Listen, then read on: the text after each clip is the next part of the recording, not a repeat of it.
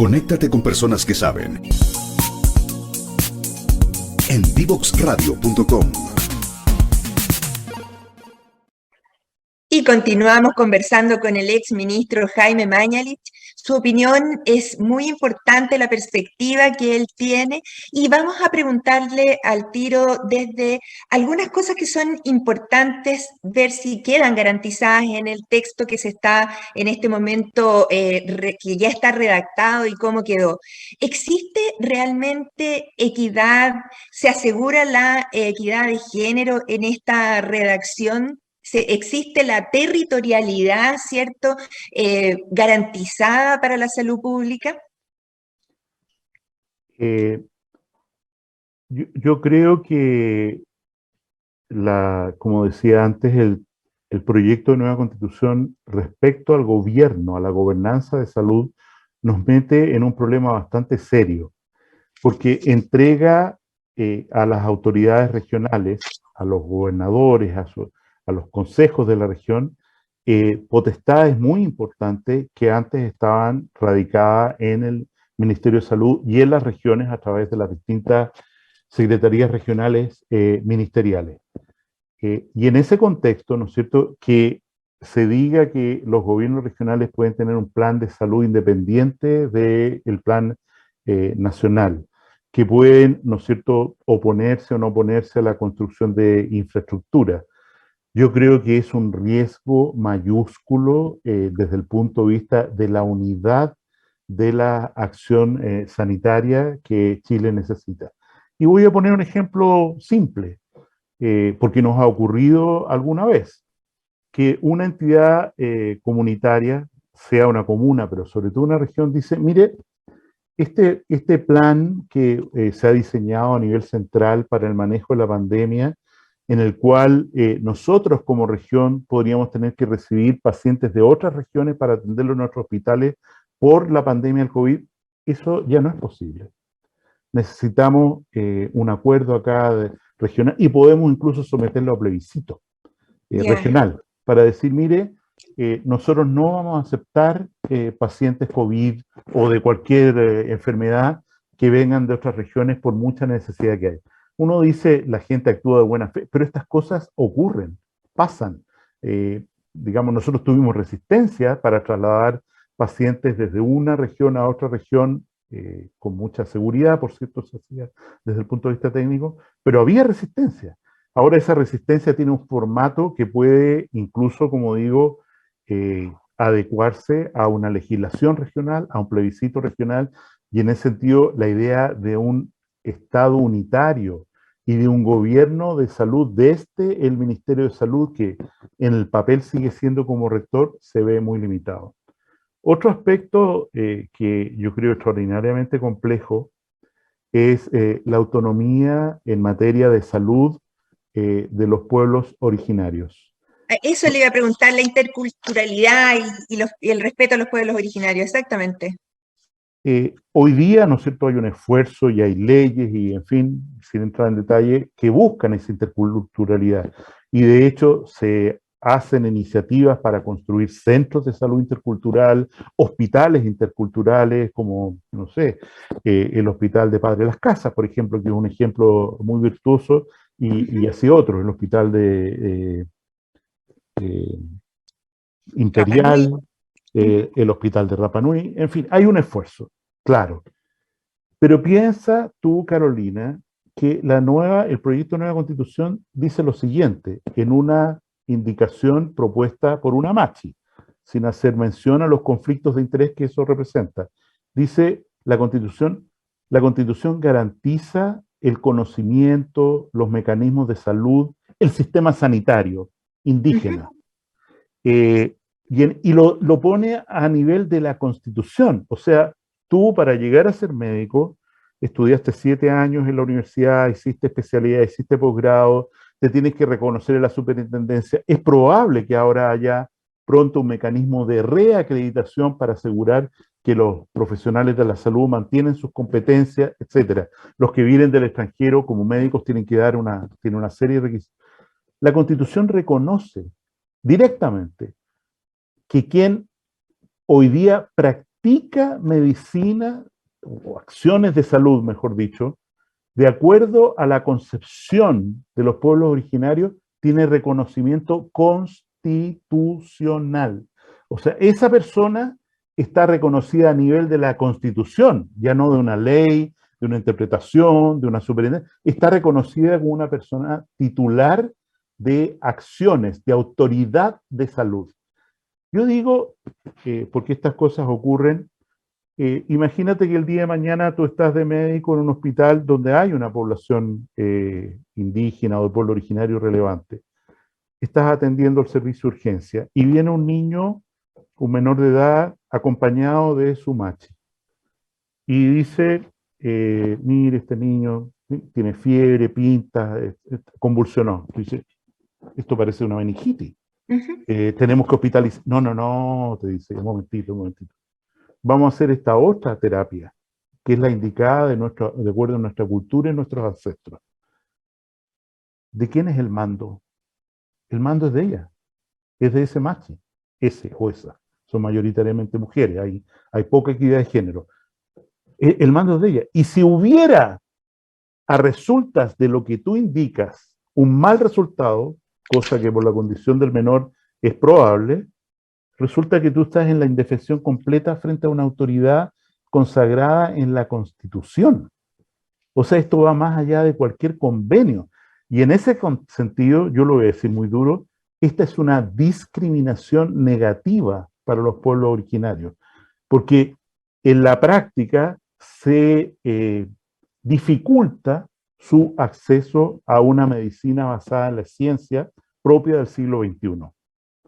Disminuir la mortalidad infantil en la población indígena, lo que más está registrado, por supuesto, por el volumen en la población mapuche. Nosotros partimos el año 90 con una probabilidad de mortalidad infantil 1,5 veces más, 50% más respecto a los menores de otras culturas, incluso ajustado por ingreso. Yeah. Eso se ha reducido hoy día al 20% de mayor riesgo de morir. Y eso es porque fundamentalmente ha habido una integración de los conocimientos. En este proyecto constitucional esa integración se separa, y se separa a nivel constitucional, o sea, quiero decirlo claramente, a nivel constitucional se consagra la medicina de pueblos originarios en igualdad de condiciones, incluso en un rango superior, con el reconocimiento, como digo, a quienes solo, por el reconocimiento que lo da la Constitución, a quienes practican este tipo de medicina. ¿Y esto cómo se va a...? No hay una base de comparación entre cuál de esas medicinas originarias tenga mayor o menor base científica o mayor número de adherentes o quienes los practiquen, porque en ese sentido quedan solo por el mérito del año 2022 reconocidas cuáles van a ser esas medicinas originarias o se pueden ir sumando en el transcurso del tiempo. Lo leo textualmente. Los pueblos y naciones indígenas tienen derecho a sus propias medicinas tradicionales, a mantener sus prácticas de salud y a conservar los componentes naturales que las sustentan. Y en el inciso quinto del artículo 44 dice lo siguiente: asimismo, reconoce el Estado, reconoce, protege e integra las prácticas de conocimiento de los pueblos y naciones indígenas, así como a quienes las imparten conforme a esta Constitución. O sea, quienes imparten esta medicina, este tipo de prácticas y conocimientos, tienen reconocimiento constitucional. O sea, alguien que en una comunidad se diga, yo soy la persona. ¿Listo? Está reconocida constitucionalmente. ¡Qué complejo esto! ¡Qué complejo! No sujeto a ninguna revisión, ninguna autoridad, ni examen de conocimiento, ni nada. Porque además, desgraciadamente, no hay una base científica para comparar, ¿no es cierto?, qué acciones propias de las comunidades de pueblos originarios realmente son eficaces para producir mejoría en la salud de las personas. A lo mejor hay alguna, pero no hay ciencia detrás. Ciencia como la entendemos, ¿no es cierto?, en el occidente del siglo XXI. Exactamente. Esto es bien complejo porque igual estábamos al debe en este momento en que hay reconocimiento de la medicina china, por ejemplo, en el ministerio, pero no era tan claro con la medicina mapuche. O sea, hay un trabajo ahí que hacer, pero la verdad es que me sorprende que vaya a ser una tabla tan rasa en ese sentido. Le agradezco esa visión. Y Eso es lo que dice esto. claro, claro, sí, eso es. Partimos de cero y, en fin, independientes, tratados, reconocimientos, acciones, políticas. Hay un departamento de medicina de pueblos originarios en el Ministerio de Salud que se dedica a mejorar todo esto, pero en definitiva, ¿no es cierto?, ahora pasamos a otra liga. ¿Por qué? Porque esto está consagrado en la Constitución. Claro.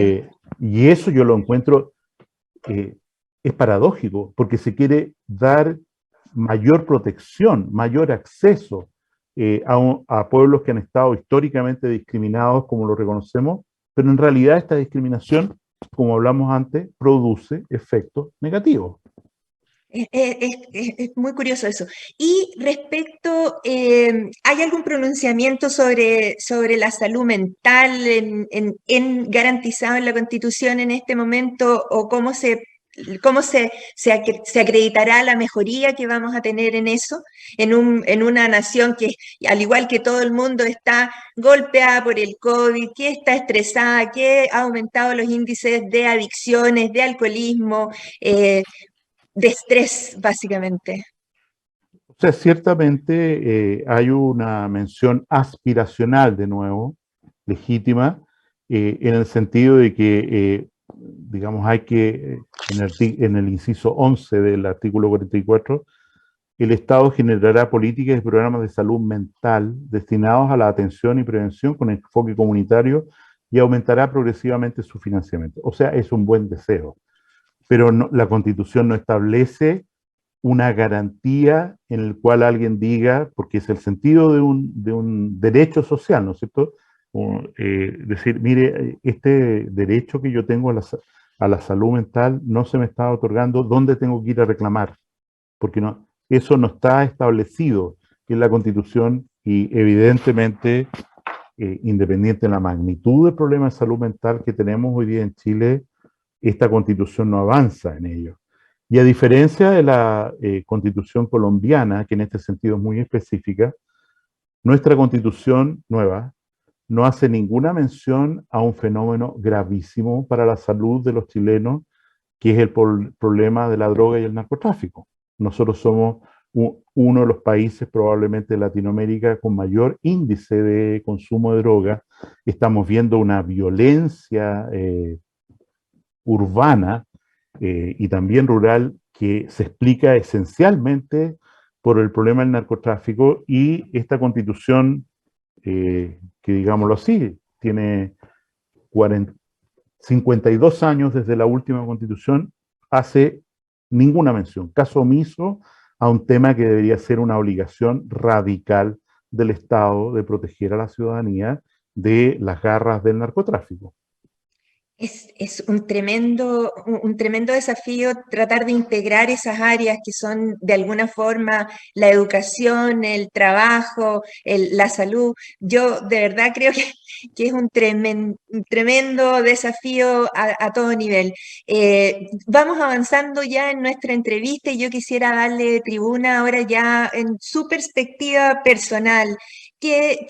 ¿Hacia dónde cree usted que deberíamos nosotros migrar, independientemente de lo que pase con la nueva Constitución? ¿Hacia dónde sería su perspectiva de trabajar en nuestro país? ¿Mantener este sistema que tenemos ahora, 20-80 entre ISAPRES y salud pública, o hacer un sistema diferente? ¿Qué es lo que usted plantearía?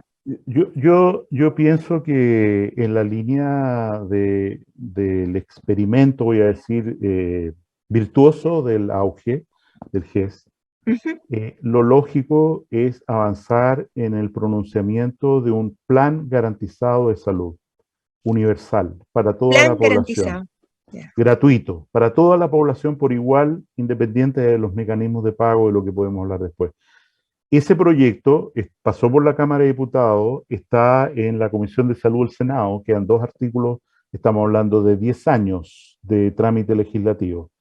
Yo creo que eso, o sea, ¿qué es lo que se garantiza? Se garantiza que toda la población chilena tiene acceso a un plan garantizado de salud, sin gasto de bolsillo, que tiene medicamentos, atención primaria, vacuna y por supuesto tratamiento de todas las enfermedades que allí están o estén incluidas.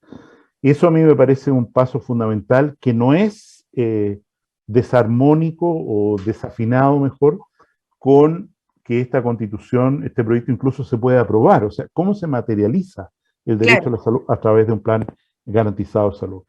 En segundo lugar, yo creo que es fundamental generar un fondo solidario de salud a partir de las contribuciones, impuestos, lo que fuera, todo lo que está dicho en la antigua legislación y en la nueva constitución, que efectivamente funcione con solidaridad, insisto, en que los que son más sanos financien a los que están más enfermos y viceversa. Los que están más enfermos tienen poca culpa, tienen factores genéticos, tienen determinantes sociales, educación el más importante, que determinan su riesgo de enfermar o de morir prematuramente. Creo que ese segundo elemento, ¿no es cierto?, de tener un sistema solidario de financiamiento es un aspecto fundamental en el que hay que avanzar, aumentando el aporte, como se ha venido haciendo sistemáticamente, del Estado, o sea, pagado cada vez más a través de impuestos generales y no vía cotización de salud, y sobre todo limitando el copago, esa cosa, el gasto bolsillo, eso que la gente saca, que representa aproximadamente el 30% del gasto de las familias, y para la gente más... Y para toda la vida. Y para toda la vida cuando tiene una enfermedad crónica. Entonces ahí me parece que el esfuerzo por disminuir la falta de acceso, porque hay que gastar del bolsillo un dinero que la inmensa mayoría de la gente no tiene, creo que es una cosa que hay que reparar como principio. Todo esto se puede hacer por ley, se puede hacer en el marco de una nueva constitución, de la antigua constitución, de un proyecto, o sea, yo creo que es imprescindible, y estamos en cierto marasmo legislativo, no solo frente a esto, en el sentido que no hay avance legislativo, para crear el seguro catastrófico de FONASA, o sea, quienes tienen por libre elección un gasto que excede ciertos límites, pueda tener un seguro para cubrir ese gasto, que efectivamente exista el plan garantizado de salud y una reforma radical que transforme el sistema ISAPRE, convirtiéndolo en algo muy distinto a lo que tenemos hoy día, con un fondo de compensación, etcétera. Perfecto, doctor. Estoy muy agradecido de que hoy día nos haya compartido su tiempo. Sé que llegó su nieta, así es que voy a agradecerle en nombre de todos estos minutos, esta perspectiva y esta visión. Tenemos mucho camino que recorrer. Hay algunas leyes que están ahí en el Congreso a punto de salir, como las del trastorno del espectro autista, la ley de fibromialgia, la ley de fármacos 2. O sea, tenemos muchas cosas en las cuales los médicos tenemos que estar ahí atentos a promover. Y, por supuesto, promover los estilos saludables de vida. Y tal como usted dijo, me quedó resonando. Las personas no tienen culpa los niños a los 5 años si son los niños más obesos de América en primero básico. O sea, ahí no hay una culpa, es una educación que tenemos y que nos debemos a la población. Así es que, querido doctor Mañalich, le doy un abrazo. Muchas gracias por haber estado con nosotros aquí en Salud para Todos de Devox Radio. Gracias, Carolina, y te felicito de nuevo. Gracias, doctor. Y a nuestros auditores los invito a la próxima pausa musical y volvemos a cerrar este estupendo programa. Conoce toda nuestra programación en www.divoxradio.com.